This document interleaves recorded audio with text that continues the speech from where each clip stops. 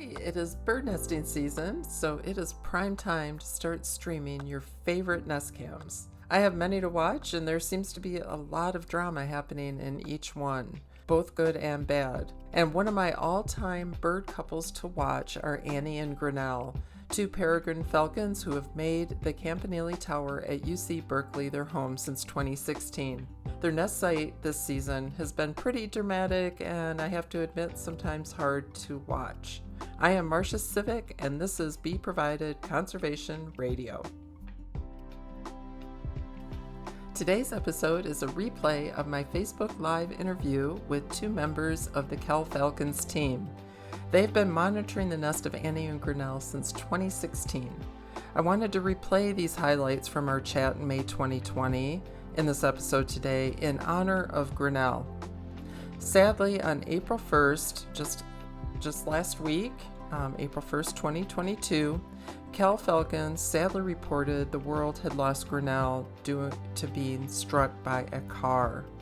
And I was hoping this was some kind of bad taste kind of April Fool's post, but I knew deep down that the Cal Falcons team would not tug at our heartstrings with such a cruel joke. It was just so difficult to grasp on that day that Grinnell was gone. And I know I'm not alone in mourning the loss of Grinnell. The Cal Falcons Instagram page has over 10,000 followers from all over the world. And it is a terribly sad event for many reasons, but so heart-wrenching because Annie has just laid her second egg, and Grinnell was hunting to bring food to her as she incubated the eggs. It was reported that a dead pigeon was found not far from Grinnell, and my heart felt so heavy for Annie, thinking that she would not be able to keep the nest going, with protecting and incubating the eggs alone without the help of a mate. But there's light at the end of the tunnel, and I'm not going to leave you with all bad news, but I'm happy to say there is now hope for Annie and her eggs.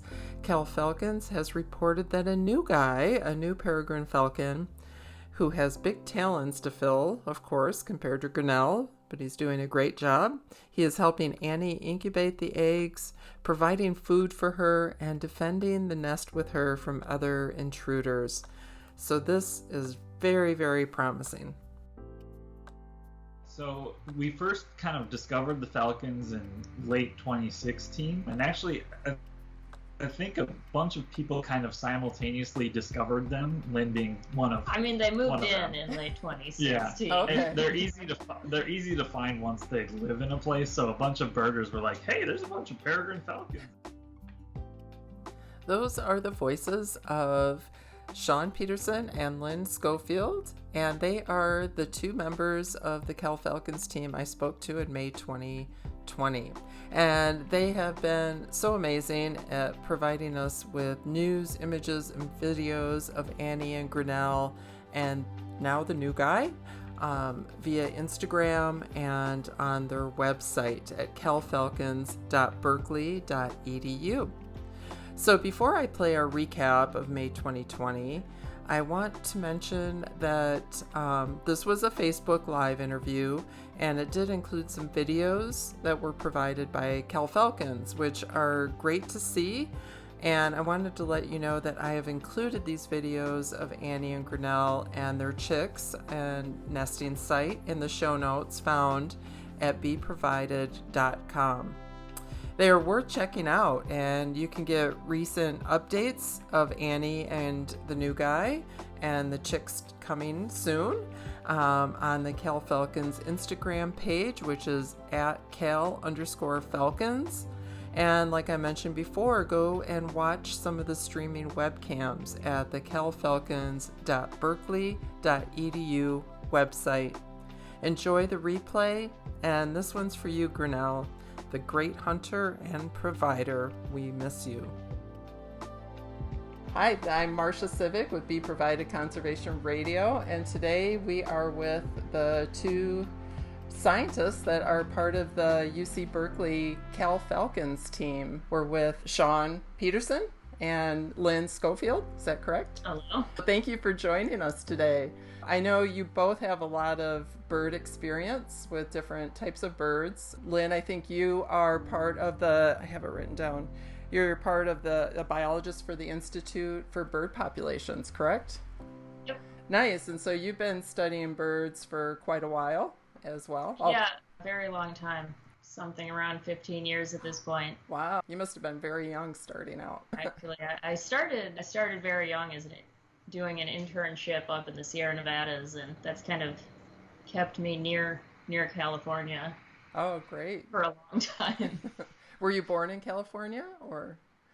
No, I was born in Minnesota and traveled around a lot since that first internship and that first experience with biology, but I just keep looping back to California. Yep, it's hard. It gets once it's in your system. Sean, you went to University of Minnesota as well, correct? Is that where you two met? Is that how you guys? Yeah, we actually we're both from Minnesota, and so we met there. Nice. Lynn happened to be in town for a little bit between field jobs, and we met, and it was awesome. That's great. You have to say that while you're in shelter in place, right? No, I'm just kidding. So, and there's one I'd rather shelter in place. Yeah. Oh, that's good. And I know you have a toddler, so I know we may be interrupted, and that's just all part of the thing. So, thanks for joining us. Off screen, there's an 18-month-old who may join us. That's great. Get him learning about the birds early as well. How did you two get involved? Can you tell us a little bit about the Cal Falcon project? And I know you're part of a larger team as well, working on this, but you guys set up some beautiful cams that I just enjoy watching. Can you tell us how that all started?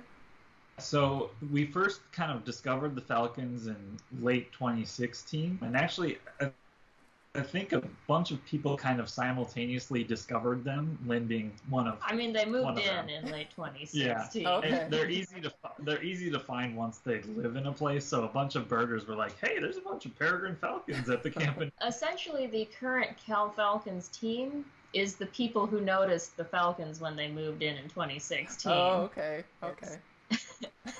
It's pretty much the groom. So all people who have always been interested in birds and raptors and stuff, and we're just really excited to find the peregrines nesting near home.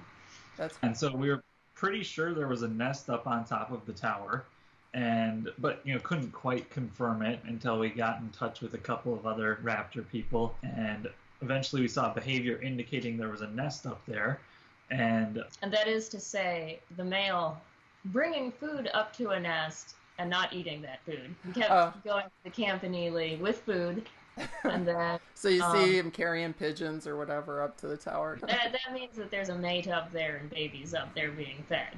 Yeah. Nice. So then the first time we went up, it was just kind of a surreal experience because we had no idea what to expect going up there, and going up to the top of the campanile is really bizarre. There's this tiny spiral staircase up through one of the pillars. Yeah. That's, about the most cramped space I've ever been in, that you had to crawl through to get up to the top. And then, we peeked through the kind of slats in the wall there, and Annie was on the nest at the time, staring right back at us, which is just kind of an awesome experience to be like, oh, they are up there, they're nesting, they're doing well. So it was really fun to kind of get that first experience with them.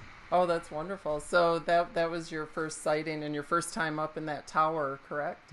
So that's a big bell tower on the UC Berkeley campus. I think it's like 350 feet tall.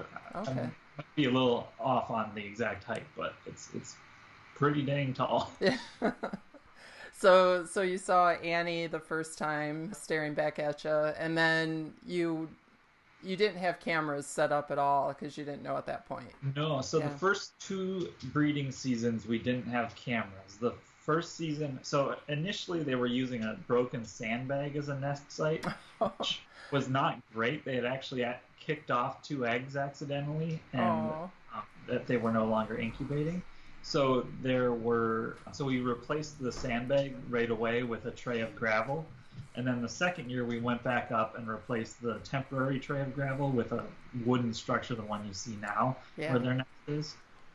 That's a And then nice the third structure. year is when we put together a crowdfunding campaign for the webcams. They're beautiful, really good images and sound. Yeah, you guys did a great job with that. It's Yeah. amazing. Like, it's kind of fun to see how much kind of the camera technology has improved over the years, because some of the original webcams on Nest are still out there. Not great. They're kind of more cell phone quality, so it's fun to have these like real kind of nice high definition cameras up there.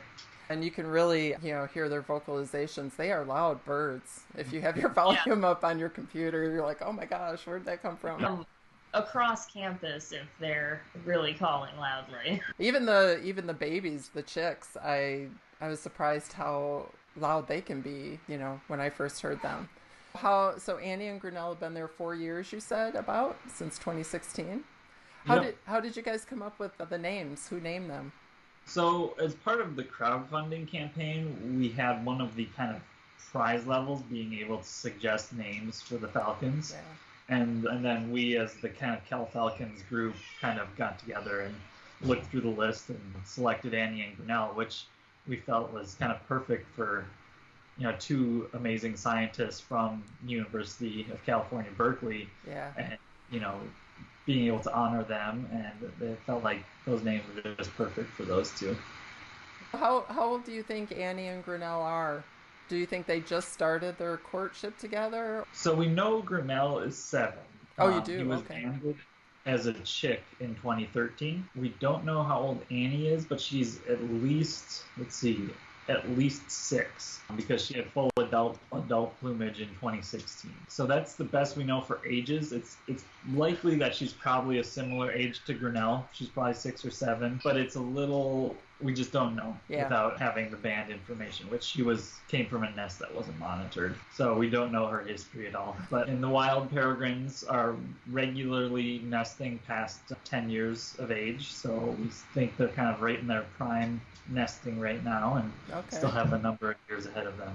Great. So they have 10. They nest for 10 years and will have babies then. And how long do they usually live?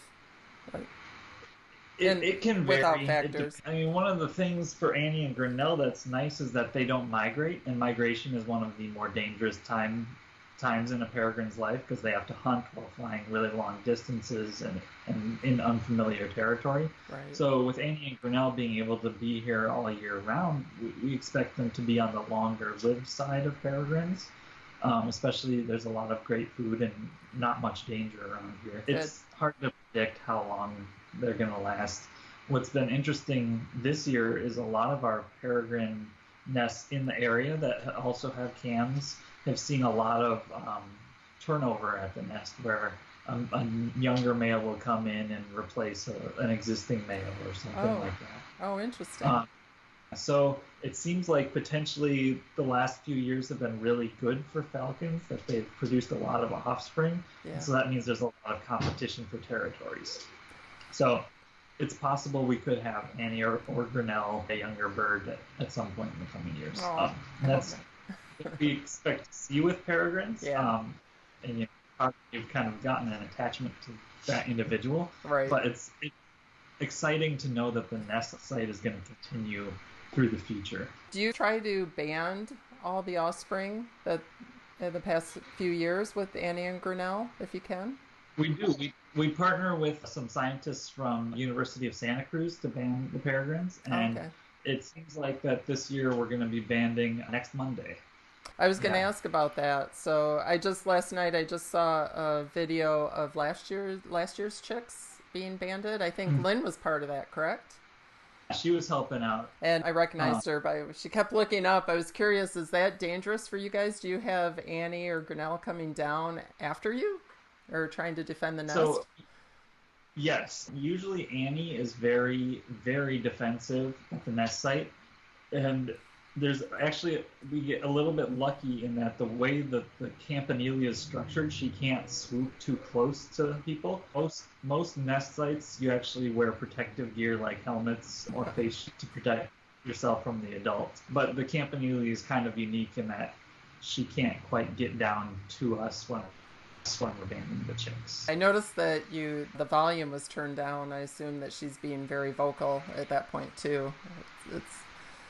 she is. And unfortunately, last year there was a technical error where we didn't capture the volume. So that was just a kind of an unfortunate thing because Lynn was actually narrating the whole process. Oh, she and was. Okay. we actually didn't get to capture it, so we had to put in the kind of subtitles.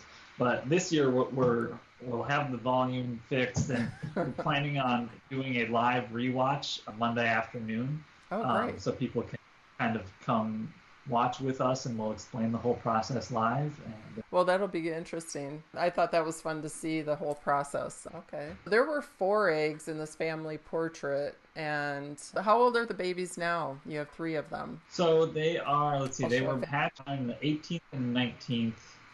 So I think they're 17 and 18, or 17 and 16. Can you tell us what happened to that 4th egg? We're not 100% sure. We noticed on actually the Friday before they hatched on the 17th that it was cracked in a way that it didn't appear that there would be any way a chick could successfully hatch out of that egg. Yeah. So it's hard to say what happened. We don't know if it developed at all. It's potentially it was never a viable egg, and it just kind of got to the point where it was too weak to continue, and it cracked when it was sat on.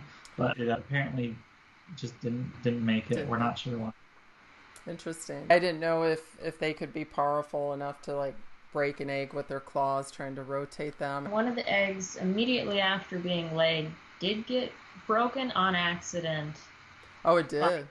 Kicking it. So that is possible. Yeah. And that actually kind of goes into the heart. The pesticide that the peregrine falcons were really negatively impacted by was a pesticide that what it did was really weakened eggshells, and so that kind of accidentally breaking eggs became sort of universal. Their feet are already big coming out. That's like that's like the whole egg practically. And the feet are one of the first body parts to get full size on birds. Can ban them so early is because their feet aren't going to change in size between when you ban them and when they are adult. Those are adult-sized feet. I think that it's starting at about 2 to 3 weeks. Wow. They definitely grow into their feet. I was going to ask that about the banding. You must have to wait until the band isn't going to get too tight around there.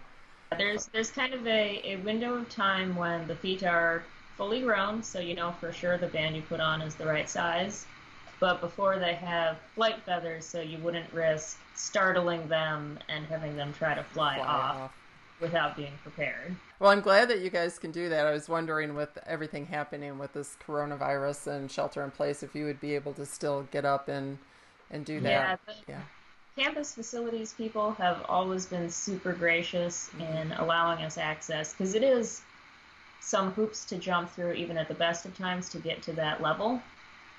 Yeah. And of course now there's a higher bar for safety concerns and stuff, but we've worked out how to get our bander Zika from the Santa Cruz Predatory Bird Research Group up, and she can band the birds independently, and so it should be no problem. So a big shout out to both the university and Zika and the Santa Cruz and all of that for helping make it happen.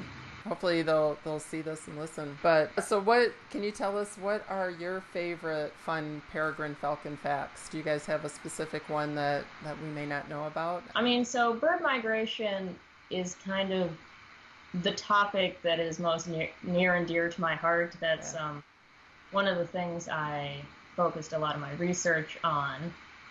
And so their long-distance flying abilities are probably one of the neatest things about peregrines. Oh, interesting. Peregrine means pilgrim or wanderer, so they are the wanderer falcon. And so Annie and Grinnell, they're kind of homebodies because they have such a nice place with food all year, but peregrine falcons, they nest worldwide pretty much anywhere that's not covered in ice and has a ledge for them to put eggs.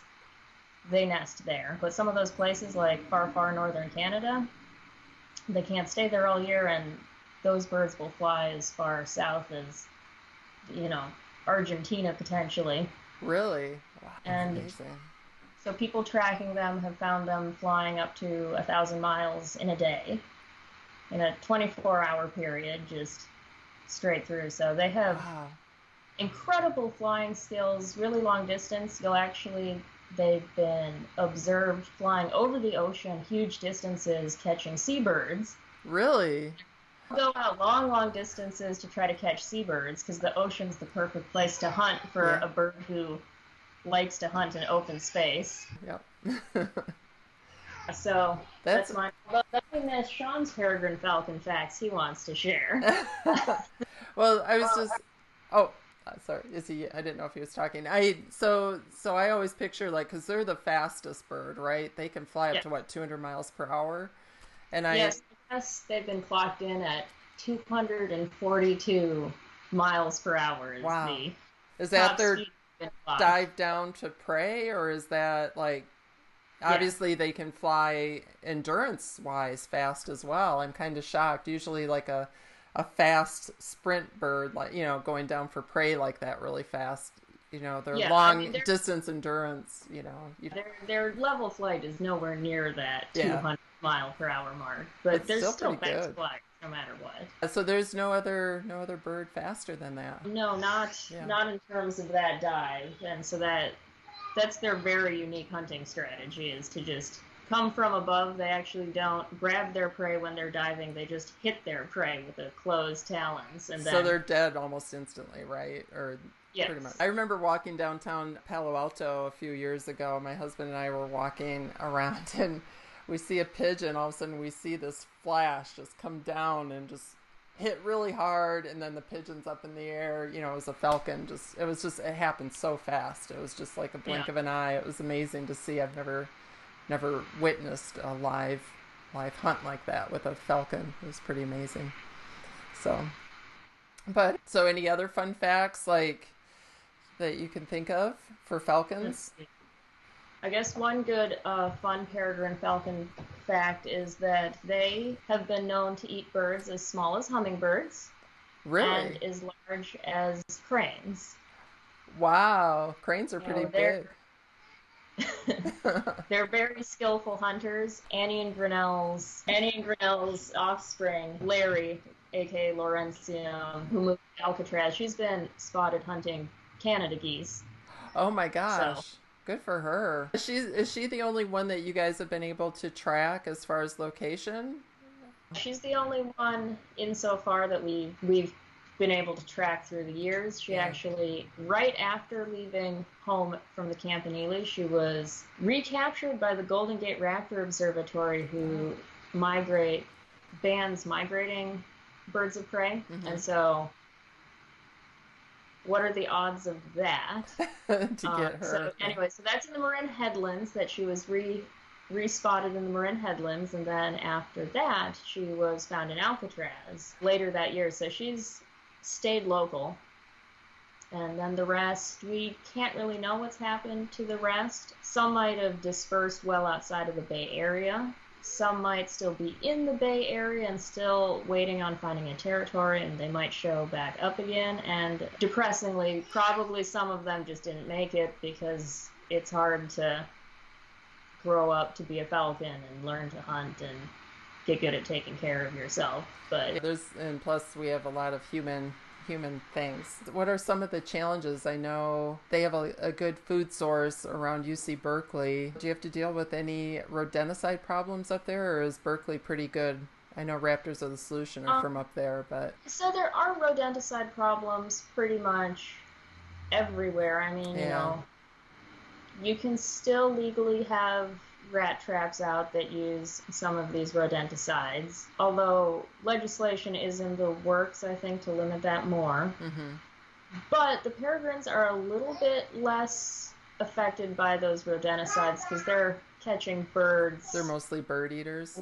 Rodents, but that doesn't mean that they're not going to end up with some exposure, but it's not as huge of a risk for them particularly. Mm-hmm. But then, of course, there's always dangers relating to hitting glass. Oh, yeah, windows. We do actually know the fates of two of Annie and Grinnell's kids, because one of them hit a window and died from the window collision. So there's that. There's cars. Oh, I never thought of cars. I guess if they're diving down to get something. I mean, because they will... when they are doing the dive, they're often can be distracted by the dive or then the chase if they missed. So car collisions happen. The young birds, actually, things like great horned owls might predate on young birds that are still. Is that the great horned owl? That's one of the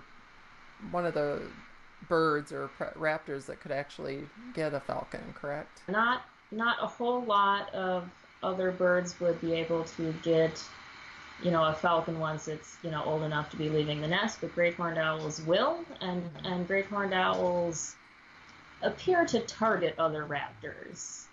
Some kind of time. bullies, yeah. They're cool birds. You can't draw value judgments from wild animals, really. Luckily, if you're watching Falcon Cam, you're watching the life cycle of the predators. Exactly. People understand. I had to warn people the Cal Falcon cam is way different than my chickadee cam. So during feeding time, especially. You guys have had, I know you posted something about some drone issues. Are people flying drones up around there? And what does that do to the birds? So we've at least observed in the last week someone flying a drone immediately around the tower and the nest site twice. But since we posted and sort of had people spread the word, since we kind of put the word out, we haven't had anyone come back. And so Good.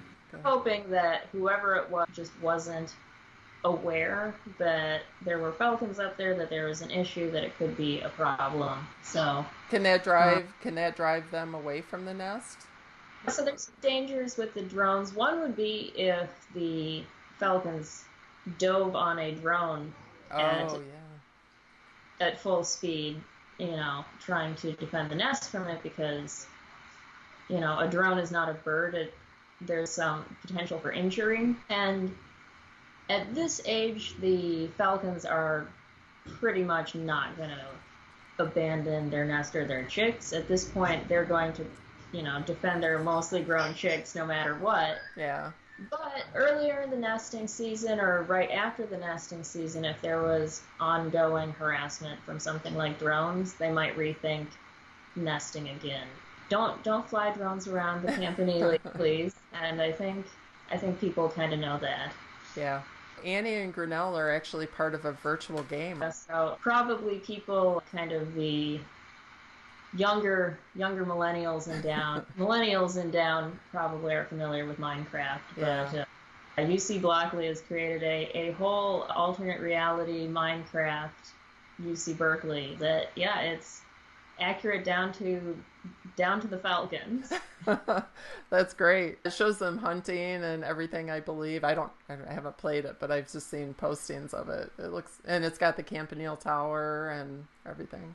It's got the whole university. So anyone who plays Minecraft wants to, revisit UC Berkeley. It's a pretty cool project. That's great. I know a lot of conservation organizations are talking about doing this virtual stuff for, getting the younger people involved and hopefully a little more appreciative of animals.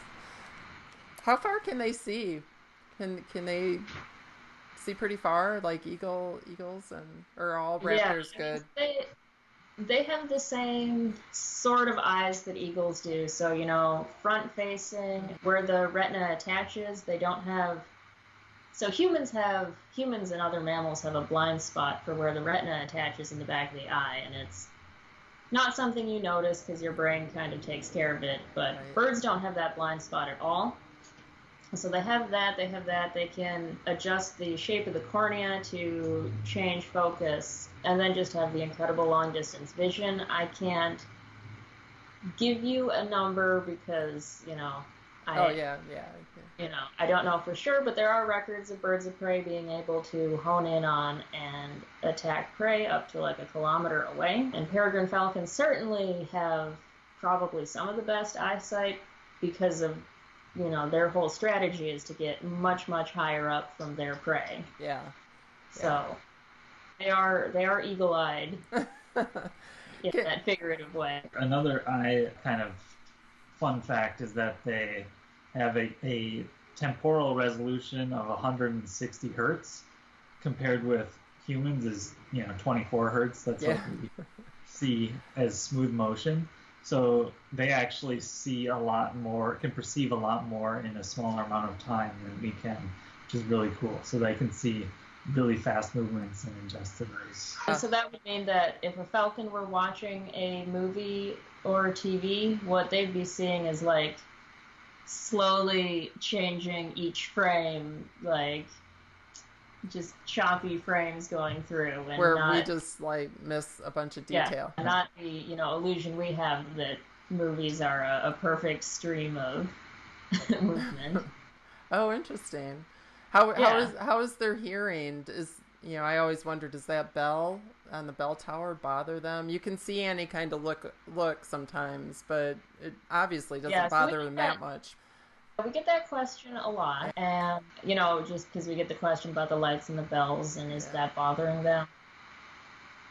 If it is bothering them, it's not enough for them to really react significantly, and they chose the site of their nest, with all the flaws it has. And we do have a video of Annie just totally napping through a concert. Yeah, sleeping through the Carillon concert. So we've been up on the Carillon, above the Carillon level where the Falcons are on that balcony when the Carillon concert happened, and it is actually not as loud above the bells as it is below the bells. It was not as deafening as we expected it to be. Oh, that's great.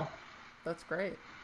So then, what is Falcon hearing like relative to what we're hearing? I don't know. I'm not sure of specifics. They definitely don't hunt with hearing as much as birds like owls do, which have very acute hearing. And a lot of the senses, like tests for how good an animal's senses are really hard to do because you need to do them in the lab in controlled environments. And unfortunately, we can't just go ask, Annie and Grinnell, oh, can you hear that sound? Can you hear that? That kind of thing. It's certainly an important sense for peregrines. They definitely use it, but it's not as important as seeing is for them. I mean, because we have observed the behavior, because we have spent a lot of time watching the birds, not just from the cam, but in the past from campus and below, that if one or the other is calling from the top of the Carillon, doing an alarm call of some sort, the other will respond and come in from a very long way if something's going on. Interesting. So, Sean, we missed your favorite fun fact. I'm jumping to before you have to run away again. But so, I think my favorite fun fact is, I think a lot of people come into looking at wildlife with this perception that males are always the bigger and stronger of the individuals of the species. Yeah. And birds of prey and peregrines, it's very obvious the females are substantially larger. So, falconers, they call the female falcon a falcon and the male falcon a tiercell, which is actually Latin for a third smaller. So that's basically saying it's about a third smaller than the females, and that's what they are. They're substantially smaller. It's pretty amazing to see, and it's a cool biological evolutionary mechanism because it sets apart their hunting niches. So females are hunting for larger prey than males, so they aren't competing within their own territory for prey, which I think is a really cool way for them to kind of parse out, who's getting what prey out there. That's interesting. I was wondering about that. I've heard that term a lot, about their size. I didn't realize it was related to their size or the male falcon in general. So I do have a question. Are you ready? Somebody just posted a question. Yeah. David, can you describe the banding process? How long it takes, reactions by the chicks, and are the parents nearby? So the parents are usually nearby, most often Annie. Grinnell, it depends on if he's off hunting or not, but Annie is very defensive. She'll fly around, swoop it up, us, try to scare us away, and in her mind, she succeeds once we're done banding. The entire banding process takes 10 to 20 minutes maximum. Is that per bird? It depends a little bit on how chicks. No. Oh, okay. For all birds. Okay. It's usually a pretty quick process. We take some measurements and make sure that we're getting the right size bands on the birds. But our goal is to absolutely minimize the amount of disturbance to the nest. And they usually don't react very much. So there's kind of an interesting kind of development timing thing where the way chicks react to threats changes as they age. Mm-hmm. So, when they're really young, they just kind of sit there and try to maybe hunker down, hide a little bit, try to be not noticed. And then as they get older, that's when they start trying to escape. So we aim for the age where they're still not going to be moving. So they just kind of sit there. They're really relatively passive. They might make alarm calls. They try to bite. Their parent something going on. Yeah. Don't try to bite. Don't try to claw. No, they're very relatively docile. Mainly they're depending on their parents for defense. So we have another question here too. What is the range of species that Grinnell will bring in? Any especially surprising meals? And does Annie hunt at all while they are raising the kids? I wanted to ask that too. That's a good question. So Annie will start hunting fairly late in the nesting process, usually a week or two before they fledge, which is because they're getting so big at that point that they need more prey, and then they're also more capable of fending for themselves. So Annie is able to leave and go hunting. We have seen an amazing variety of prey up there. So when we go up there to clean stuff up, we collect the prey remains for identification later. The weirdest one I remember is I walked up and I was like, is that like a pair of sticks or something? And it was actually some stilt legs, like really long legs from a stilt. So they were hunting down at the aquatic part. And we've seen prey from up in Tilden, acorn woodpeckers and some other species that are definitely up in Tilden only. So they got a bit of a broad range, but I've been very surprised by the number of kind of water birds that they've been going after too. We've seen coots and that kind of stuff as well. The other one that was interesting is last year they fed the chicks a sharp-shinned hawk. So they hunted a hawk and caught it, and so that was dinner for the chicks one night. Wow, that had to be a challenging. Well, maybe not, but hawk may not have been expecting a predator to be coming after it. But. Exactly. I was curious. Like I'm watching my chickadee cam, and they have to, they make it really clean. Their nest box. They're like taking the poop and taking it out of there and moving it far away, probably for predators to not find or something. But boy, raptors, they don't clean their nest, do they? It's got to be pretty stinky when you guys go up and do banding. So. It's not the worst, but it can be pretty bad. Chicks are all adapted to have kind of the projectile pooping as we. I think I have a picture of that. So they really try to get the poop as far away from the nest as possible. So they've got quite a range on. So they basically just kind of keep the center area clean, and then I think you showed this morning a picture of around the nest, and it was like there's debris everywhere, and they don't discard the body parts, or they just kind of move them aside, and then. And it's actually one of the things that peregrines look for when they're looking for nest territories is if you see what's called the bathtub ring of white around the area, that's evidence that there's been a successful nest there and that it's a good place to nest. Oh, okay. So that's what often birds will be looking for is that kind of that imagery that tells them that has been a good location. I have another question from Camille for you, if that's all right. Are you still good? Do Annie and Grinnell live on the campanile all year long? I never see them on the nest cam once the babies leave.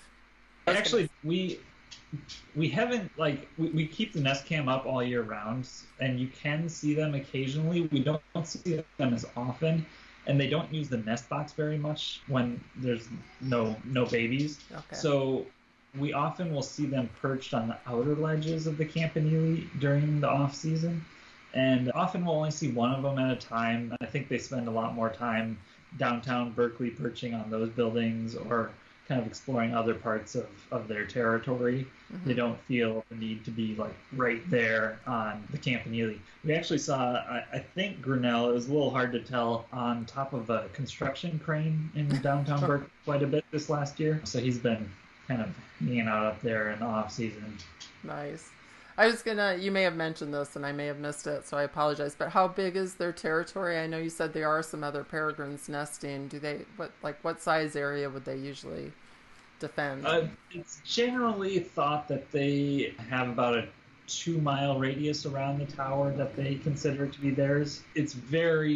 Territories are very oddly shaped often.